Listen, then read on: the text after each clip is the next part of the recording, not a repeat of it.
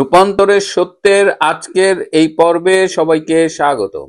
প্রিয় বন্ধুরা, প্রীতি, সালাম এবং শুভেচ্ছা নেবেন। ছোট্ট দুটো খবর, কিন্তু খুবই এক্সাইটিং, বলা যায় ব্রেকিং নিউজ। আপনারা কিছু কিছু শুনেছেন, কিন্তু আপনারা নিশ্চিত হতে পারছেন না। সে কারণেই আমি বলছি যে লালমনিরহাটের যে অংশটা ভারতের শিলিগুড়ির সাথে কাছাকাছি, যেটাকে চিকেন নেক বলা হচ্ছে, সেই চিকেন নেকের ৬২ কিলোমিটার অংশ বাংলাদেশের, ৬২ কিলোমিটার ভারতের সৈন্যরা দখল করে নিয়েছে। এটি এই মুহূর্তে আমি যখন কথা বলছি তখন এটা ৬২ কিলোমিটার। এটা গতকাল ছিল ৫২ কিলোমিটার। তার মানে ভারতীয় সৈন্যরা আস্তে আস্তে অগ্রসর হচ্ছে, এবং যে জায়গাটা দখল করে ফেলেছে সেই জায়গায় বিজিবির যে উপস্থিতি ছিল, বিজিবি সবাই সেখান থেকে উইথড্রন হয়ে গেছে। সেখানে আর কোনো বিজিবির কেউ নেই। জানতে চাওয়া হলে যে বিজিবি কেন বিনা প্রতিরোধে চলে এলো, সেক্ষেত্রে বিজিবির সূত্র জানিয়েছে যে তাদের প্রতি ঢাকা থেকে বা কোনো পর্যায় থেকে কোনো নির্দেশনা ছিল না, সুতরাং তারা অগ্রসরমান ভারতীয় সৈন্য দেখে ওই জায়গা ছেড়ে চলে আসছে। এখন এই যে দখল, এটা ৬২ কিলোমিটারে থাকবে নাকি আরো তারা ভেতরে ঢুকবে, এটা এখনো জানা যায়নি।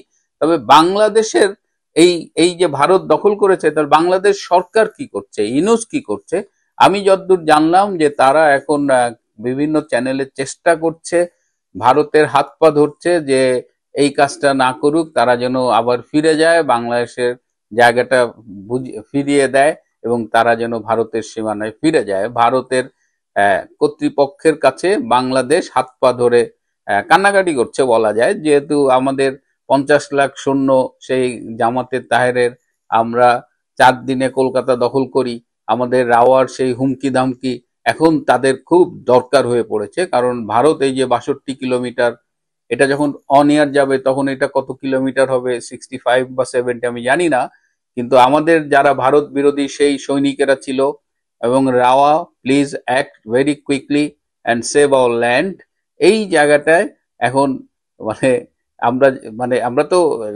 কথা বলার সময় হুঁশ রাখি না, কিন্তু এখন কান্নাকাটি পড়ে গেছে। বাংলাদেশের সরকারের প্রতিনিধিরা হাত পা ধরতেছে, হোয়াট এভার।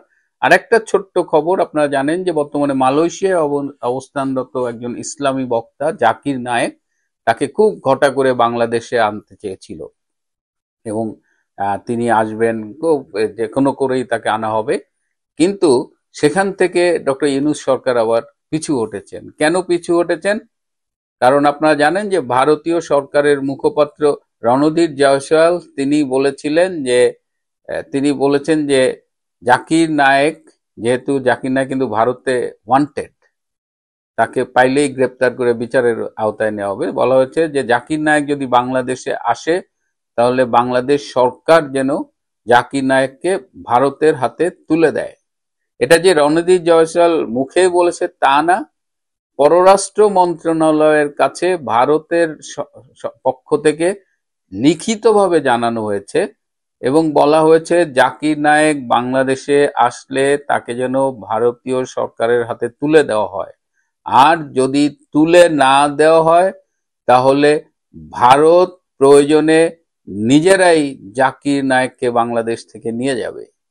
এই লিখিত হুমকি পাওয়ার পরে আবারও ডক্টর ইউনূস এবং তার যে ওই যে হাবা হাসমত জাহাঙ্গীর আলম আছে স্বরাষ্ট্র উপদেষ্টা, দুইজনই পিছু হটছে এবং বলছে যে বাপ মাপ চাই, নির্বাচিত সরকার আসলে তুই আসিস, এখন আসার দরকার নাই। কারণ ভারত দেখা গেল যে এই ইস্যুতে আবার ইনভেট করে বসে গেছে। তো জাকির নায়েকের এই যাত্রায় বাংলাদেশে আসা হলো না। আগামীতে কোনো সরকার নির্বাচিত হলে জাকির নায়েককে আনার অধ্যত্ত দেখাবে কিনা সেটা ভবিষ্যতে তোলা থাক, সেটা নিয়ে আলোচনা করতে চাই না। কিন্তু খুবই দুঃখের বিষয় যে বাংলাদেশের ভূমি দখল হয়ে গেছে, কিন্তু বাংলাদেশ সেখান থেকে ভয়ে পিছু হটে গেছে। না কূটনৈতিকভাবে না সামরিকভাবে কোনোভাবেই কোনো ব্যবস্থা নিতে পারছে না। বাঙালি হিসেবে কষ্ট শুধু পাচ্ছি না, ধিক জানাচ্ছি এই নতজানু মেরুদণ্ডহীন আওয়াজ সর্বস্ব জঙ্গি সর্দার ইউনূস সরকারকে। প্রিয় বন্ধুরা, আজ এ পর্যন্তই। ভালো থাকবেন, সুস্থ থাকবেন, তার চেয়েও জরুরি হলো নিরাপদে থাকবেন। সবাইকে অনেক ধন্যবাদ।